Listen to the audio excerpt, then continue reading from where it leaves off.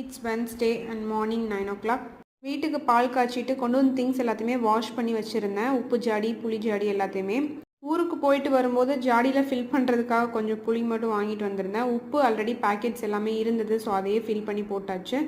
அம்மா ஆல்ரெடி சொல்லியிருக்காங்க, உப்பு புளி வந்து கிச்சனுக்கு முதன்மையான விஷயம், அதுலேயும் காசு வச்சு வைக்கணும் அப்படின்னு சொல்லிட்டு. ஸோ அதுக்குன்னு தனியாக ஸ்டாண்ட் எடுத்து அதுக்கு கீழே காயின் வச்சு தான் வச்சுருக்கேன். லஞ்சுக்கு ஊர்லேருந்து கொண்டு வந்த பட்டர் பீன்ஸ் இருந்தனால அதையே போட்டு ரைஸ் பண்ணிவிட்டு கூடவே பீக்கங்காய் பொரியல் தான் பண்ணியிருந்தேன். சின்ன வயசில் காய்கறியோட இம்பார்ட்டன்ஸ்லாம் தெரியாது. இப்போ இருக்கிற ஸ்டேஜில் ஒவ்வொரு நாளுமே நம்மளுக்கு காய்கறி அப்படின்றது இம்பார்ட்டண்ட். ஏதோ ஒரு ஃபார்மில் அதை சேர்த்தே ஆகணும் அப்படின்றதுக்காக நைட்டுக்கு சட்னி பார்க்க முடியல. ஸோ வெளியே வாங்கிட்டு வந்த இந்த மஷ்ரூம் இருந்தது, அதையே மஷ்ரூம் தொக்கா வச்சு தோசை பண்ணி சாப்பிட்டாச்சு. இந்த கப்புக்கு சுமார் ஒரு 20 வயசு இருக்குன்னு தான் சொல்லணும். இது வந்து நான் சின்ன வயசுலேருந்து எங்கள் வீட்டில் பார்த்துட்டு இருந்த பாக்ஸ் தான். அப்படியே பேக் பண்ணி அட்டாளியில் போட்டு வச்சுருந்தது. Still looks so fresh. So என்னோட செராமிக் யூனிட்டில் ஆட் பண்ணிட்டேன்.